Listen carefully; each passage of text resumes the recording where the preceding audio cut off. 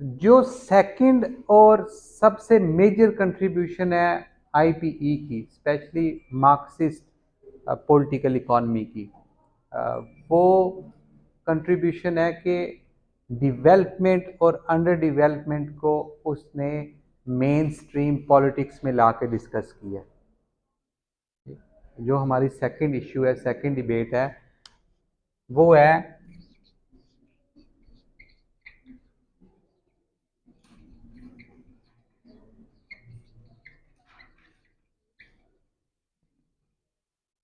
Development and under development.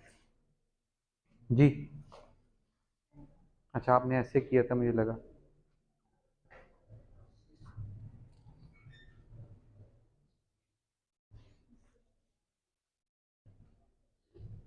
और ये हम देखेंगे कि डेवलपमेंट और अंडर डेवलपमेंट से मतलब क्या है, यानी किस चीज़ की डेवलपमेंट और किस चीज़ की अंडर डेवलपमेंट। लेकिन ये इशू 1950-60s में डिस्कस होना स्टार्ट हो गया।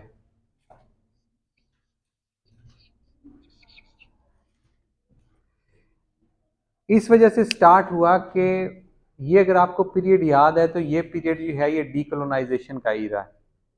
ठीक है, न्यू कंट्रीज जो है वो वर्ल्ड मैप पे इमर्ज हो रही है, और वो जो न्यू कंट्रीज इमर्ज हो रही हैं उसमें से अक्सर कंट्रीज जो हैं वो अंडर डेवलप्ड हैं, वो पुअर हैं।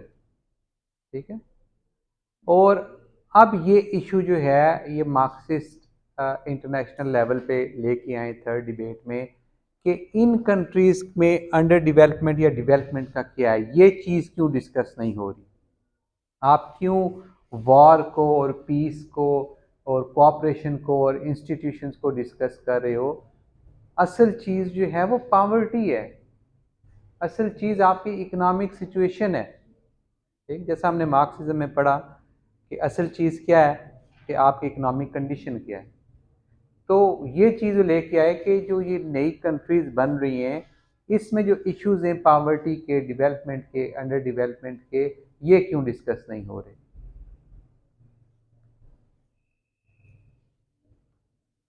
फिर जो नई कंट्रीज बनी हैं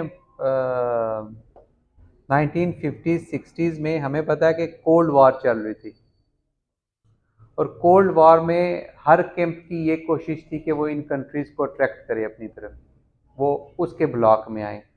सोवियत यूनियन वाले चाहते थे कि वो उस ब्लॉक में, सोवियत ब्लॉक में आए। जो वेस्टर्न कैंप था वो चाहते थे वही उस वाले ब्लॉक में आए।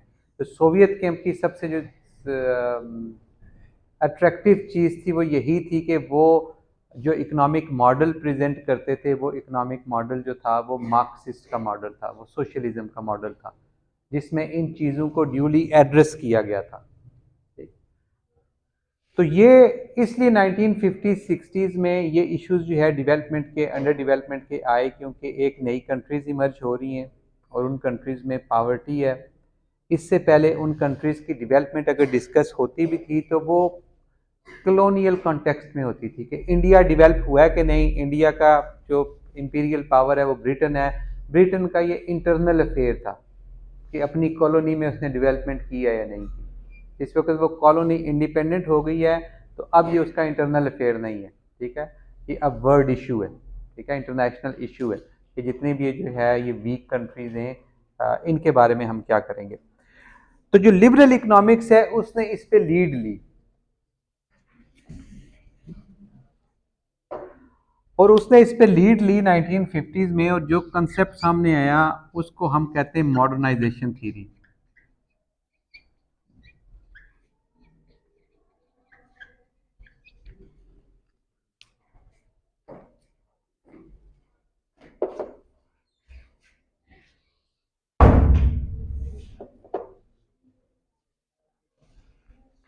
मॉडर्नाइजेशन थ्योरी बेसिकली हमें ये बताती है या बताने की कोशिश करती है कि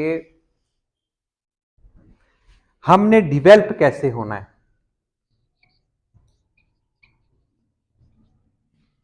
जो कंट्रीज अंडर डेवलप्ड हैं, पुअर हैं, वो क्यों हैं, और जो कंट्रीज डेवलप हैं वो डेवलप क्यों हैं। ठीक है, और अगर जो पुअर कंट्रीज हैं, अंडर डेवलप्ड कंट्रीज हैं, उनने डेवलप होना है तो वो किस तरीके से होना है।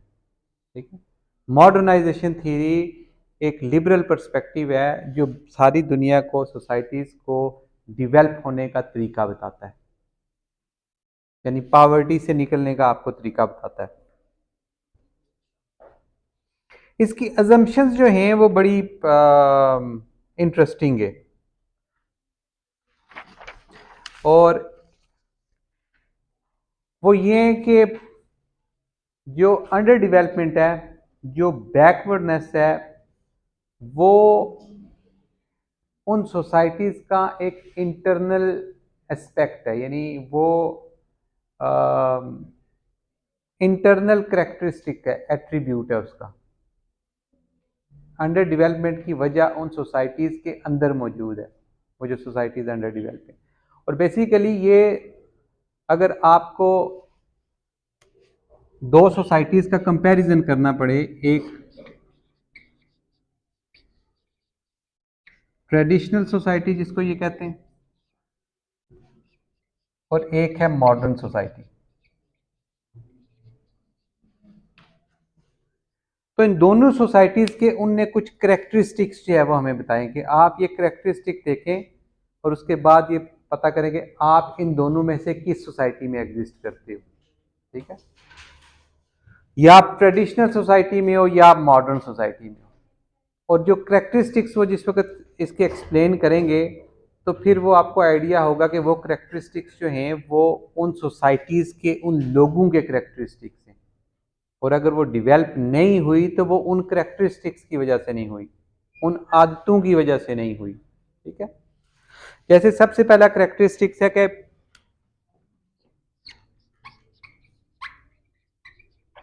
Prevalence of ascriptive values, the predominance of ascriptive values। इसको अगर आप कंट्रास्ट करें, हम इसको भी एक्सप्लेन करते हैं।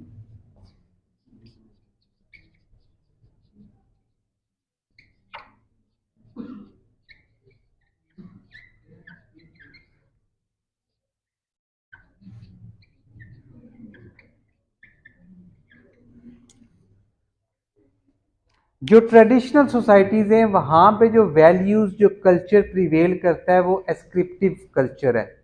ठीक है, एस्क्रिप्टिव कल्चर या वैल्यूज का मतलब ये है कि आपका माशरे में क्या मकाम है, ये आपकी बर्थ पे डिटरमिन हो जाता है। ठीक है, आप किस कबीले में पैदा हुए हो, किस ख़ानदान में पैदा हुए हो, किस गांव शहर में पैदा हुए हो, किस बरादरी से आपका ताल्लुक है, आप जो है वो मेल हो फीमेल हो, ये एट्रीब्यूट्स आपके जो है वो तय करते हैं कि आपका माशरे में क्या मकाम है। ठीक है, जिन सोसाइटीज़ में इन एस्क्रिप्टिव वैल्यूज़ की प्रीडोमिनेंस होती है, जो प्रीवेल कर रही होती हैं, वो ट्रेडिशनल सोसाइटीज़ होती हैं। ठीक है, इसके मुकाबले में जो मॉडर्न सोसाइटीज़ होती हैं वहाँ पे आपका मकाम वो तय करते हैं यूनिवर्सल वैल्यूज़। यूनिवर्सल वैल्यूज़ क्या? आपकी एजुकेशन कितनी है, आपकी अचीवमेंट कितनी है, आपके पास स्किल कितनी है। ठीक है, आप किस चीज़ में आपकी महारत है। आप बेशक जिस मर्जी क्लेन से, ख़ानदान से, कबीले से, बरादरी से, जेंडर से आपका ताल्लुक हो, इट डजेंट मैटर। ठीक, तो सबसे पहले डिफरेंस देख लें कि ट्रेडिशनल सोसाइटी में क्या होता है और मॉडर्न सोसाइटी में क्या होता है। फिर आपकी जो पोजीशन होती है सोसाइटी में वो स्टेबल रहती है, आपकी पोजीशन भी, आपकी ऑक्यूपेशन भी। ठीक है, हमारे यहाँ जो आमतौर पे जो लोग जिस बरादरी में, जिस जगह पे पैदा होते हैं वो वैसे ही रहते हैं, यानी वो इवन टर्मिनोलॉजीज भी जो है हमारे यहाँ ऐसे ही यूज़ की जाती हैं, मुझे वो बोलते हुए भी शर्म आती है। आप किसी को कहते हो जी ये कुम्हार है, ये नाई है, कहते हो ना। ठीक है, उसका बच्चा हमेशा नाई रहता है। ठीक है, मज़ारे का बच्चा हमेशा मज़ारा रहता है। ठीक है, मोची का बच्चा हमेशा मोची रहता है। ठीक, यानी जो लोकल पोजीशंस हैं, जो ऑक्यूपेशंस हैं, वो स्टेबल हैं। ठीक है, उनमें कोई चेंज नहीं हो रही। यहाँ पे हाई मोबिलिटी है, हाई सोशल मोबिलिटी। ठीक है, क्योंकि यहाँ पे यूनिवर्सल वैल्यूज प्रिवेल कर रही हैं। किसी का भी बच्चा एजुकेशन हासिल करके स्किल्स हासिल करके वो सोसाइटी में सोशल लैडर पे काफ़ी ऊपर जा सकता है, ठीक है। ट्रेडिशनल सोसाइटी में ऐसा नहीं होता। फिर ट्रेडिशनल सोसाइटी में नेचर पे कोई कंट्रोल नहीं होता।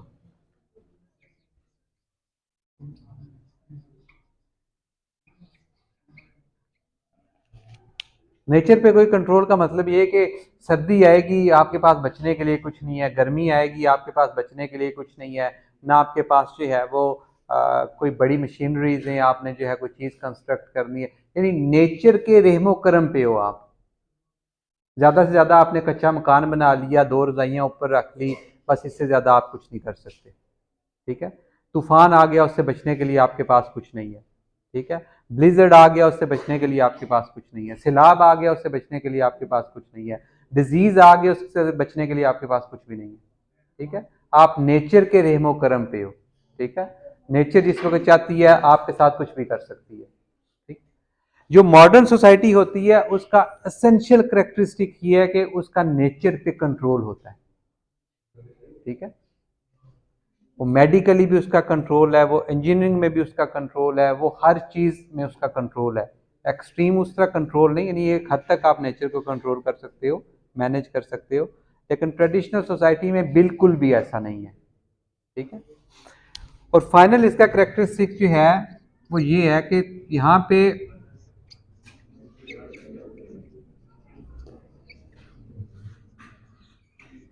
ट्रेडिशनल अथॉरिटी है। ट्रेडिशनल सोसाइटी में ट्रेडिशनल अथॉरिटी एग्जिस्ट करती है और मॉडर्न सोसाइटी में रैशनल लीगल अथॉरिटी एग्जिस्ट करती है, ठीक है। ट्रेडिशनल अथॉरिटी का मतलब यह है कि आपका ट्रेडिशन, आपका कस्टम, आपका कल्चर, आपकी रवायात जिसको अथॉरिटी मानते हैं, ठीक है। आपके गांव में वो चौधरी को अथॉरिटी मानते होंगे, ठीक है। आपके शहर में वो जो पॉलिटिशियन है, जो जिसका फोर फादर्स पॉलिटिशियन थे, वो उसको अथॉरिटी मानते हैं। किसी और जगह किसी शाह जी को अथॉरिटी मानते होंगे, ठीक है। पंचायत, ठीक? यहाँ पे अथॉरिटी जो है वो रैशनल और लीगल है, जिसकी सबसे इंपॉर्टेंट एग्जांपल हमारे सामने जो है ये डेमोक्रेसी है, डेमोक्रेटिक अथॉरिटी है, ठीक है। वो किसी कस्टम पे, किसी कल्चर पे बिलीव नहीं करती, ठीक है। आप जितने बड़े मर्जी जो है वो ख़ानदान से, बरादरी से आपका ताल्लुक हो, जब तक आप जो है वो डेमोक्रेटिकली नहीं आओगे, आपके पास वो नेसेसरी एजुकेशन, अंडरस्टैंडिंग, स्किल्स नहीं होगी, वो सोसाइटी आपको अथॉरिटी के मकाम पे फाइज ही नहीं करेगी। तो ये डिफरेंस है ट्रेडिशनल सोसाइटी में और मॉडर्न सोसाइटी में। और मॉडर्नाइजेशन थ्योरी हमें कहती है कि हमने यहां से ट्रेडिशनल सोसाइटी से मॉडर्न सोसाइटी तक जाना है। तो मॉडर्न सोसाइटी तक जाने के लिए सबसे पहले जो यहाँ के इंडिविजुअल हैं, ठीक है, उन्हें अपना माइंड सेट चेंज करना पड़ेगा। जो मॉडर्निटी है उसके फर्स्ट साइंस जो होते हैं वो यहाँ पे माइंड में अपीयर होते हैं। ये जितनी भी आप चीजें देख रहे हो, ठीक, ये सब चीजें कहीं फॉरेन से नहीं आई हुई, ठीक है। ये सब चीजें वो कल्चर है, ये वैल्यूज हैं जो जो आप और बाकी सोसाइटीज, जो ट्रेडिशनल सोसाइटीज हैं, वो पिछले 100, 200, 400, 500 साल से बस इसी पे चल रही है, कोई इनोवेशन नहीं है, ठीक है। तो मॉडर्नाइजेशन थ्योरी हमें कहती है कि हमने ट्रेडिशनल सोसाइटी से मॉडर्न सोसाइटी तक आना है, और इसको हमने मॉडर्नाइजेशन से, मॉडर्नाइजेशन थ्योरी या मॉडर्नाइजेशन प्रोसेस से हमने इसे समझना है कि वो आने का तरीका क्या है, ठीक है। और मुख्तलिफ थीरिस्ट ने मुख्तलिफ जो है वो तरीके बयान किए हैं। हम उसमें से एक जो है वो राष्ट्रों का देखेंगे, स्टेजेस देखेंगे डेवलपमेंट की क्या है। लेकिन पहले हम ये देख लें कि मॉडर्नाइजेशन प्रोसेस जो है वो कितना रेडिकल प्रोसेस है। मॉडर्नाइजेशन जो है ये एक रेवोल्यूशनरी और रेडिकल प्रोसेस है, ठीक है। रेवोल्यूशनरी और रेडिकल इस तरह के इसके नतीजे में जो चेंजेस आती हैं आपकी ज़िंदगी में, वो आपकी लाइफ के हर एस्पेक्ट को चेंज करती हैं, हर एस्पेक्ट को इफ़ेक्ट करती हैं। आपके सोचने से लेके, आपके खाने पीने से लेके, आपके पहनने से लेके, आपकी इंडिविजुअल लाइफ से लेके, आपकी social life, political life, economic life, हर चीज़ जो है ट्रेडिशनल सोसाइटी में डिफरेंट है, मॉडर्न सोसाइटी में डिफरेंट है। ठीक है, तो एक दफ़ा मॉडर्नाइजेशन आ जाए तो आपकी ज़िंदगी में वो रेवोल्यूशनरी और रेडिकल चेंज आ जाता है। ठीक है, इसलिए ये एक रेवोल्यूशनरी और रेडिकल प्रोसेस है। फिर ये एक कम्प्लेक्स प्रोसेस है। कम्प्लेक्स इन अ सेंस के हमारे पास कोई एक सिंगल ऐसा फैक्टर नहीं है कि हम कहें कि ये वाला काम कर लो, ये वाली गोली खा लो, ये वाला जो है वो कपड़ा पहन लो, ये वाली हुकूमत ले आओ, आप जो है वो मॉडर्नाइज हो जाओगे। ये कम्प्लेक्स प्रोसेस है जो इंडिविजुअल से स्टार्ट होता है, यानी इंडिविजुअल की थिंकिंग से, माइंड से स्टार्ट होता है, और फिर ये सोसाइटी के हर एस्पेक्ट में शो होता है। इसीलिए इसको, यानी जो मॉडर्नाइजेशन थ्योरी है, सबसे मुश्किल काम ही उसका ये है, ये बताना कि ट्रेडिशनल से मॉडर्न तक जाने का एग्जैक्ट रास्ता क्या है, क्योंकि इतना कॉम्प्लेक्स प्रोसेस है। लेकिन कॉम्प्लेक्स होने के साथ साथ ये एक ग्लोबल प्रोसेस है। ओरिजिनली जो मॉडर्नाइजेशन स्टार्ट हुई थी ये वेस्ट में हुई थी 15-16 सेंचुरी में। ठीक है, और आज सारी दुनिया मॉडर्नाइज होना चाहती है। ठीक है, सारी दुनिया उनको कॉपी करना चाहती है। आपको उनका इकोनॉमिक सिस्टम भी अच्छा लगता है, आपको उनका पॉलिटिकल सिस्टम भी अच्छा लगता है, बेशुमार चीज़ें आपने कॉपी की हुई हैं, वहीं से कॉपी की हुई हैं। ठीक है, आप ड्रेसअप भी वैसा होना चाहते हो, आप बोलना भी वैसा चाहते हो, आप दिखना भी वैसा चाहते हो। ठीक है, आपको उनकी वैल्यूज़ भी अच्छी लगती हैं। तो बेसिकली ये वही मॉडर्नाइज्ड सोसाइटी की वैल्यूज़ हैं जो आपको अच्छी लगती हैं। लेकिन ये एक लेंथी प्रोसेस है।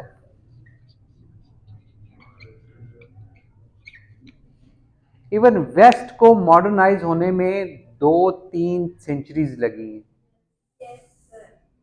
ठीक है, तो ऐसा नहीं है कि ये 5, 10, 20 साल में कोई मॉडर्नाइज हो जाता है। ठीक है, कॉम्प्लेक्स है बहुत, लेंथी है बहुत। ठीक है, लेकिन इसकी सबसे अच्छी बात ये है,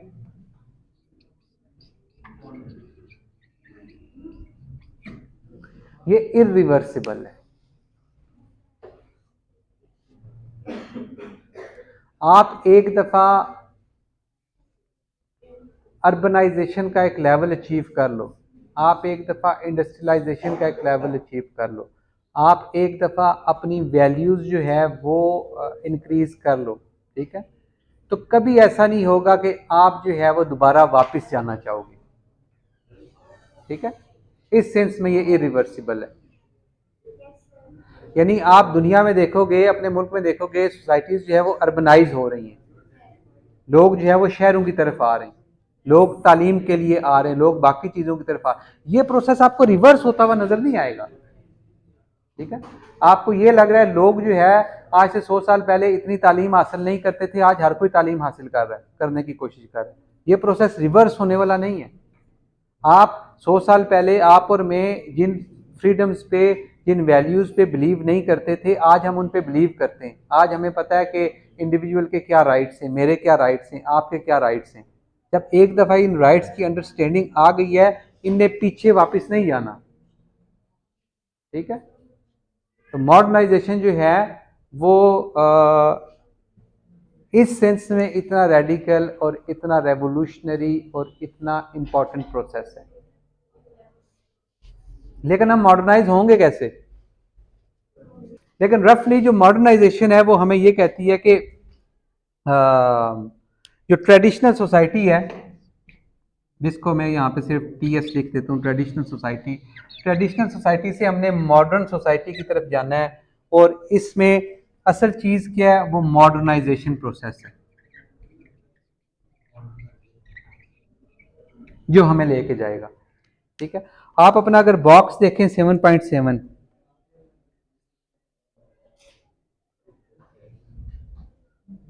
तो वहां पे इकोनॉमी को कैसे मॉडर्नाइज करना है उसके कुछ एलिमेंट्स आपको बताए हुए। ठीक है, कि आपने अपनी इकोनॉमी को अगर एक कंसेप्ट ये भी है कि इकोनॉमी लीड करती है। ठीक है, हालांकि मॉडर्नाइजेशन जो है वो हमने कहा कि कॉम्प्लेक्स प्रोसेस है कि वो हर फील्ड में मॉडर्नाइजेशन होना ज़रूरी है। ठीक है, ऐसा नहीं है कि आप पॉलिटिकली मॉडर्नाइज ना हो और इकोनॉमिकली आप मॉडर्नाइज हो जाओ। ठीक है, इसमें हम कहते हैं all good things go together. ठीक है, हर एस्पेक्ट जो है वो ह्यूमन लाइफ का, इंडिविजुअल का, उसको मॉडर्नाइज होना है। ठीक? लेकिन इकोनॉमी को जिस वक्त मॉडर्नाइज करना है तो वो 7.7 में आपको बता रहा है कि इकोनॉमी को मॉडर्नाइज करने के लिए किन किन चीज़ों की ज़रूरत है। और इसी में जो है वो क्योंकि हमारा मेन कंसर्न जो है वो अंडर डेवलपमेंट में इकोनॉमिक डेवलपमेंट है। ठीक है, तो इसी में ही एक आपको मिलेगा ऑथर रॉस्टो। ठीक, उसका फेमस है स्टेजेस ऑफ इकोनॉमिक ग्रोथ।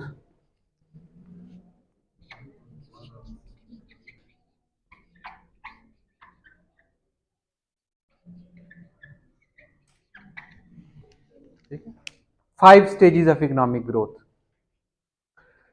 तो बेसिकली वो बताएगा आपको कि पहली स्टेज होती है ट्रेडिशनल सोसाइटी की, जिसमें आपके पास जो है वो ट्रेडिशनल सारी चीज़ें होती हैं। दूसरी स्टेज होती है आपकी इनोवेशन की, जिसमें आप थोड़ी एजुकेशन हासिल करते हो, थोड़ी इनोवेशन करते हो। तीसरी स्टेज होती है आपकी, आप थोड़ा इंडस्ट्रियलाइज करते हो। ठीक है, और ऐसे चौथी स्टेज आपकी टेक ऑफ स्टेज होगी या प्री टेक ऑफ स्टेज होगी, नाम उसके कुछ भी हों, बस उसने इसको डिवाइड कर दिया 5 स्टेजेस में कि अगर आप ये स्टेजेस फॉलो करो तो आपकी कंट्री जो है वो इकोनॉमिकली मॉडर्नाइज हो सकती है। ठीक है, उसमें क्या है, आपने बेसिकली डाइवर्सिटी लानी है, एजुकेशन लानी है, इनोवेशन लानी है, इंडस्ट्रियलाइजेशन लानी है, और इन सब ने मिल के फिर जो है एक स्टेज से दूसरी स्टेज पे आपको प्रोग्रेस करना है, आपने आगे जाना है। मॉडर्नाइजेशन थ्योरी ये सब कुछ बताने के बावजूद सोसाइटीज को मॉडर्नाइज नहीं कर सकी। ठीक है, कुछ लोग कहते हैं कि ये मॉडर्नाइजेशन थ्योरी का बहुत बड़ा जो है, यानी उस पर क्रिटिसिज्म है कि मॉडर्नाइजेशन थ्योरी ने जो हमें रास्ता बताया है वो इतना कॉम्प्लेक्स है और उसका कोई रिजल्ट सामने नहीं आया। ठीक, कंट्रीज़ ने जो अंडर डेवलप कंट्रीज़ थी वो 60s 70s में भी अंडर डेवलप ही थी, उन्हें इकोनॉमिकली ग्रो नहीं किया। ठीक है, तो इसमें ज़्यादा ब्लेम जो है वो मॉडर्नाइजेशन का शायद नहीं है, लेकिन जो हम अभी पर्सपेक्टिव पढ़ने जा रहे हैं वो स्क्वेयरली इसी पे ब्लेम डालेगा। हम अभी पिक्चर का एक साइड हमने देखी लिबरल इकोनॉमिक्स की, कि लिबरल इकोनॉमिक्स क्या कहती है, आपको अगर मॉडर्नाइज होना है तो कैसे होना है, आप अगर बैकवर्ड हो तो क्यों हो, आप अगर ट्रेडिशनल हो तो क्यों हो। ठीक है, अब हम इसका मार्क्सिस्ट साइड देखते हैं कि वो क्या कहते हैं कि अंडर डेवलपमेंट क्यों है, आपकी पावर्टी क्यों है, आपकी बैकवर्डनेस क्यों है। डिपेंडेंसी थ्योरी,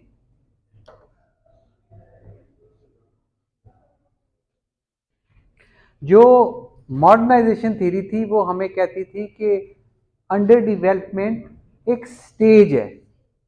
ठीक, और जिस वक्त सोसाइटीज प्रोग्रेस करती हैं तो ट्रेडिशनली वो इसी स्टेज पे खड़ी हुई होती हैं और इस स्टेज से आगे जाती हैं और मुख्तलिफ स्टेजेस से गुजर के फिर फाइनली वो मॉडर्नाइज होती हैं। ठीक है, तो ये नेचुरल चीज़ है कि आप नेचुरली ट्रेडिशनल सोसाइटी में खड़े हो, नेचुरली आप एक अंडर डेवलप्ड सोसाइटी में खड़े हो। 15-16 सेंचुरी में यूरोप भी यहीं पे खड़ा था। ठीक है, तो इसमें कोई अलार्मिंग बात नहीं है। तो जो डिपेंडेंसी थ्योरी है वो सबसे पहले आपको ये बताती है कि ये नेचुरल नहीं है।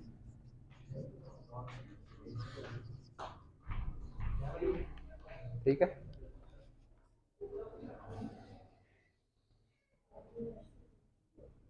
ये डेलिबरेटली क्रिएट की गई है। जो थर्ड वर्ल्ड कंट्रीज हैं वो अंडर डेवलप इसलिए हैं क्योंकि जो फर्स्ट वर्ल्ड है वो डेवलप्ड है, यानी दूसरे अल्फाज में जो फर्स्ट वर्ल्ड कंट्रीज हैं वो थर्ड वर्ल्ड कंट्रीज के एक्सपेंस पे डेवलप हुई हैं। ठीक है। इसकी एग्जांपल ऐसे है रफली के जैसे आप इमेजिन करें कि पूरी दुनिया में $100 हैं अवेलेबल, ठीक है। और हिस्टोरिकली जिस वक्त कॉलोनाइजेशन हुई और ये सब चीज़ें हुई तो ये जो पावरफुल कंट्रीज़ हैं, जो इंपीरियल पावर्स थी, ये वहाँ से हर कंट्री से पैसे निकाल के अब इनके पास जो है वो 70-80 रुपीज़ है और बाकी जो सब है वो बाकी सब में डिवाइड हुए हुए, ठीक है।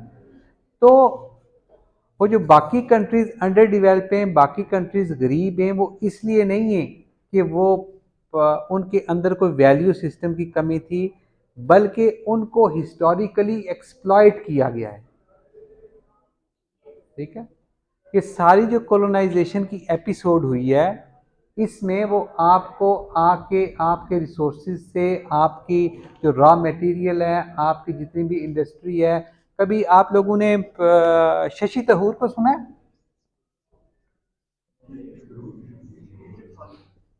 हाँ जी, डॉक्टर शशि तहूर, ठीक है। वो आपको बताएगा, उस पे जो है इनग्लोरियस एम्पायर उसकी एक बुक है इस पे, कि कैसे ब्रिटेन ने आके सिस्टमेटिकली इंडिया को रॉब किया है। और मार्क्सिस्ट जो हैं वो आपको हिस्टोरिकली एनालाइज करके बताते हैं कि कैसे कॉलोनाइजेशन से पहले चाइना और इंडिया जो है ये वर्ल्ड इकोनॉमीज थी, कि कितने बड़े स्केल की ये इकोनॉमीज थी। और कॉलोनाइजेशन के यानी कॉलोनाइजेशन से पहले अगर इंडिया का इंटरनेशनल ट्रेड में शेयर लेट्स से 50% था या 60% था, तो कैसे कॉलोनाइजेशन के बाद जिस वक्त ब्रिटेन यहाँ से गया है तो उस वक्त वो शेयर रिड्यूस होके वो 0 पॉइंट समथिंग % रह गया, ठीक। इंडिया की कॉटन जो थी, इंडिया की वो सबसे ज़्यादा मशहूर थी, ठीक है। कैसे सिस्टमेटिकली आके ब्रिटेन ने इंडिया की जो कॉटन इंडस्ट्री थी, जो लूमिंग फैक्ट्रीज थी, उसको तबाह किया। आपको ऐसे इंस्टेंसेस भी मिल जाएंगे जहाँ पे जो वर्कर्स थे, जो लूम वर्कर्स थे, उनके थंब तक काटे गए, ठीक है, ताकि ये लूमिंग ना कर सके, ताकि कपड़ा ना बुन सके, ठीक है। क्यों? क्योंकि वो कपड़ा डायरेक्ट इंटरनेशनल मार्केट में जाके वो कॉटन इंग्लैंड की इंडस्ट्री को जो है वो चैलेंज करता था, ठीक है। वो इतना अच्छा और इतना चीप था। तो इस तरह की आपको बेशुमार एग्जांपल्स मिलेंगी। ये सारा जो रेलवे सिस्टम है, रेलवे ट्रैक है, ये बिछाए गए हैं, आपको दिखाएंगे कि कैसे ये सिर्फ पोर्ट से लेके, यानी ब्रिटेन जो है या इस तरह के जो स्कॉलर्स हैं वो जिस वक्त ये आर्गूमेंट देते हैं, वो कहते हैं कि देखें जी, कॉलोनियल पावर्स ने डेवलपमेंट भी तो किया ना, आपके इंस्टीट्यूशंस डेवलप किए हैं, आपका इंफ्रास्ट्रक्चर डेवलप किया है, आपकी देखें रेलवे लाइन जो कि अभी भी हमारे मुल्क में है कि जितनी वो छोड़ के गेट के अभी तक उतनी ही है, उसमें कोई एडिशन नहीं हुआ। तो वो शायद सिर्फ पोर्ट से लेके उन रॉ मटेरियल्स तक वो बिछाई गई थी, जहाँ से रॉ मटेरियल लिया जाता था वो पोर्ट्स में जाता था और वहाँ से वो शिप होके वापस इंग्लैंड जाता था, ठीक है। तो ये आपको एक कंप्लीटली डिफरेंट पर्सपेक्टिव देता है डिपेंडेंसी थ्योरी। ये आपको कहता है कि आप यानी ट्रेडिशनल होना जो है ये स्टेज नहीं है, बल्कि आपको हिस्टोरिकली रॉब करके अंडर डेवलप्ड ट्रेडिशनल सोसाइटी में डाला गया, ठीक है। और अभी जितनी भी ये इंटरनेशनल ट्रेड है, ये इंटरनेशनल इंस्टीट्यूशंस हैं, जो इंटरनेशनल इकोनॉमी है, जो कैपिटलिस्ट इकोनॉमी है, इसका यही मकसद है कि ये आपको मजीद रॉब करे, आपको इंटरनेशनल डेट के सर्कल में डाले, आपको कर्जे दिए जाएं और आप सारी ज़िंदगी जो है वो कर्जे उतारते रहो, ठीक है। आप हमेशा इसी पोजीशन में रहो, आप कभी भी, इनका कहना है कि ट्रेड करके इस सर्कल से बाहर नहीं निकल सकते, क्योंकि ट्रेड आप करोगे आपको फ़ायदा नहीं होना, ट्रेड से फ़ायदा किसको होना है? इन पावरफुल कंट्रीज़ को होना है।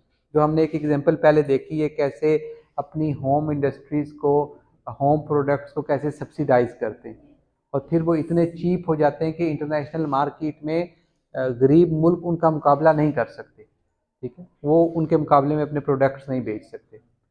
तो इनका कहना यह है कि जो जितने भी अंडर डेवलप्ड या थर्ड वर्ल्ड मुल्क हैं वो अपनी टाइज जो है वो इस इंटरनेशनल इकॉनमी से तोड़ दें, इनके साथ ट्रेड ना करें। ठीक है, ये ट्रेड करेंगे इन्हीं का ही नुकसान है। अगर इन्हें ट्रेड करनी है तो ये कॉलोनीज, फार्मर कॉलोनीज, ये आपस में ट्रेड करें। तो डिपेंडेंसी थ्योरी हमें तस्वीर का एक दूसरा रुख बताती है। ठीक है, तो जो डिबेट है डेवलपमेंट की, जो आईपीई ने आके स्टार्ट किया, जो थर्ड डिबेट है, उसमें जो डेवलपमेंट और अंडर डेवलपमेंट का इशू है उस पर दो मेन पर्सपेक्टिव एग्जिस्ट करते हैं, मॉडर्नाइजेशन थ्योरी और डिपेंडेंसी थ्योरी। और दोनों आपको ये बताने की कोशिश करते हैं कि आप अगर अंडर डेवलप हो तो क्यों हो। मॉडर्नाइजेशन आपको कहती है कि अंडर डेवलपमेंट एक स्टेज है और उसमें काफ़ी सारी जो वजूहात हैं अंडर डेवलपमेंट की वो आपकी अपनी पर्सनल इनहेरेंट वजूहात हैं। ठीक है, अगर आप यूनिवर्सल रैशनल नॉर्म्स फॉलो करोगे, आप जो है वो ट्रेडिशनल से निकल के मॉडर्न तक का सफ़र तय कर सकते हो। ठीक, जो डिपेंडेंसी है वो कहती है कि ये सब जो है ये फॉल्स कॉन्शियसनेस है, स्मोक एंड मिरर्स। ठीक, ये कुछ भी नहीं है, ये सिर्फ अपना जो है जो एक्सप्लॉयटेशन हुई हुई है उसको हाइड करने की कोशिश है। आप कभी भी इंटरनेशनल इकॉनमी में ट्रेड करके प्रॉस्पर नहीं कर सकते।